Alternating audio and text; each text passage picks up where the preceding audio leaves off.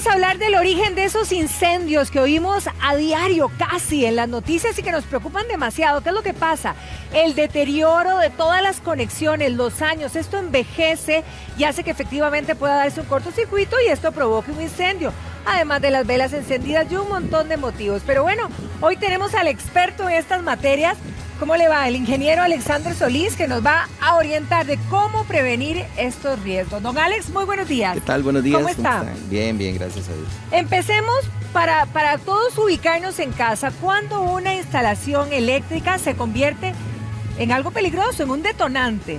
Bueno, hemos traído algunos ejemplos de lo que típicamente nos encontramos en una casa justamente para responder esa pregunta, y yo creo que pues aquí es más que evidente, ¿verdad? Bajo estas condiciones, una instalación eléctrica definitivamente es un detonante de un incendio, porque no solamente con el paso del tiempo, sino también con la mala manipulación se van deteriorando, o cuando por ejemplo hacemos este tipo de reparaciones. Que eso es ¿verdad? común, que lo hacemos, sí. Eso es muy común, pero además aquí tenemos muchas otras debilidades en la instalación. Por ejemplo, aquí ya esta instalación perdió el polarizado, ¿verdad? Ajá. Es decir, ya no... Pero no, digamos el aparato, como para que nos quede claro, el aparato, la tele sigue funcionando. Claro, sigue funcionando y la energía sigue fluyendo a través de estas condiciones de riesgo. Pero entonces sí hay peligro a pesar de que esto funcione normalmente. Así es. Uno de los principales condiciones de peligro es que esta instalación, esta extensión, que es a todas luces improvisada, hechiza en la casa, a pesar de las condiciones en las que la observamos, veamos por ejemplo esta condición en la que está. Vean esto. Sigue funcionando. Ajá. Si nosotros la conectamos, ella va a funcionar.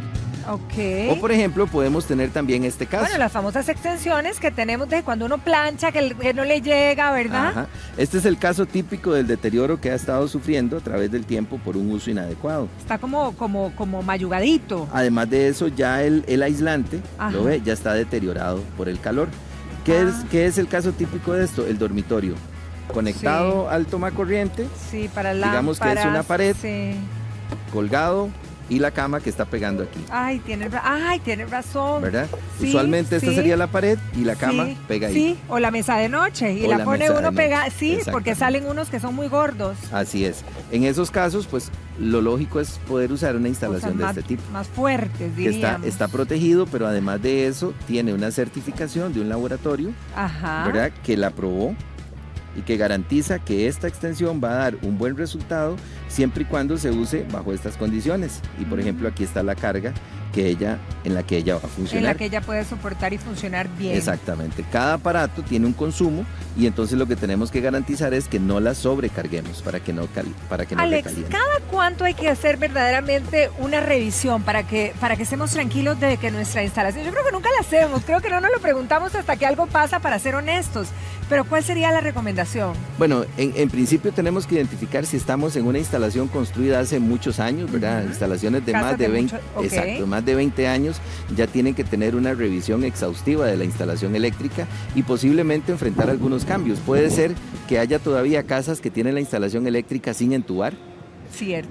Hay casas que hoy día se construye más la cubierta, el techo se coloca sobre material metálico, pero en el pasado se hacía sobre las famosas cerchas. Sí. Y a esas cerchas se le colocaban unos puentes y los cables pasan descubiertos, desprotegidos por ahí.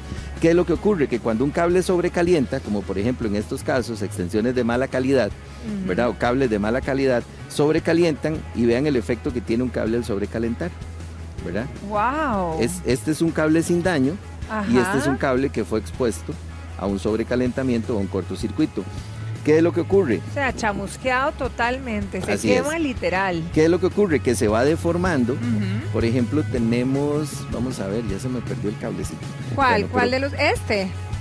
Por aquí teníamos un cable expuesto a un cortocircuito. Ajá. Vemos este cable. Este cable se expuso a un cortocircuito. Uy, ¿cuántas veces pasa esto, cierto? Exactamente. Ahora, ¿qué pasa si nosotros añadimos cables? Es decir, ¿verdad? Que añadimos 2 cables, por ejemplo, para una lámpara, un fluorescente, para que nos alcance. Bueno, eso es muy común. Aquí tenemos un ejemplo de lo que muchas veces ocurre en las casas, ¿verdad?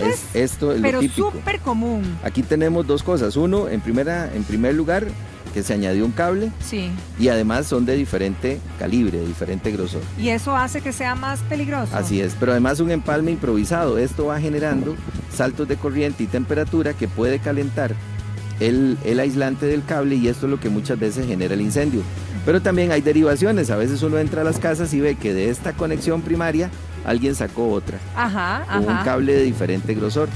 Esto tiene que hacerse con dispositivos que son más seguros. Por ejemplo, aquí hay cosas especiales. El electricista usa este aparatito para hacer la derivación. Sí. Esto tiene aquí un dispositivo que baja, hace el contacto y aquí el segundo cable es el que entra y lleva la energía hacia el otro punto. Entonces hay una gran diferencia entre una instalación que luzca así y una instalación que luzca así. Ahora, ¿qué pasa con los tomas? Los tomas muchas veces vemos que están muy deteriorados, digamos que estos se ven muy bien, pero hay unos que están en pésimas condiciones, inclusive golpeaditos o rotos aquí. Sí, este es un detalle importante que nuestro ingeniero eléctrico ha preparado en esta maqueta. En esta primera parte nosotros vemos cómo debe lucir una instalación en buenas condiciones, desarrollada óptimamente. Los conectores, obviamente los cables están expuestos acá para el efecto de la presentación, pero todo esto tiene que estar entubado. Entonces, hasta aquí tenemos una buena instalación, digamos que hasta aquí. Pero suele ocurrir esto. Entonces, tomamos un cable TSJ y hacemos una extensión. ¿Por qué? Porque el diseño original de la instalación ya no nos da. Correcto. Ahora decidimos cambiar la ubicación del televisor en la sala y entonces va en otro lado y tenemos que sacar una extensión o una instalación improvisada. ¿Y esto qué puede provocar? Esto puede provocar sobrecalentamientos, inicialmente una sobrecarga del sistema, pero además de eso, muchas veces ni siquiera contratamos al técnico, sino que lo hacemos nosotros. Entonces, ven cómo quedan ahí los cablecillos expuestos, cables sueltos, ¿verdad? O sea, aquí este hule o este cable negro no debería de estar, sino debería estar entubado en otro material. Así es. Esto no sirve para entubar. Esto únicamente sirve para instalaciones temporales y no pueden ser mayor a 90 días. Imagínense el máximo de funcionamiento casas tienen un montón de días. Lugares con esto. Así es, no solamente casas, también talleres, instalaciones por industriales. Supuesto. Y aquí hay otro elemento importantísimo de destacar, que le pueden observar a detalle.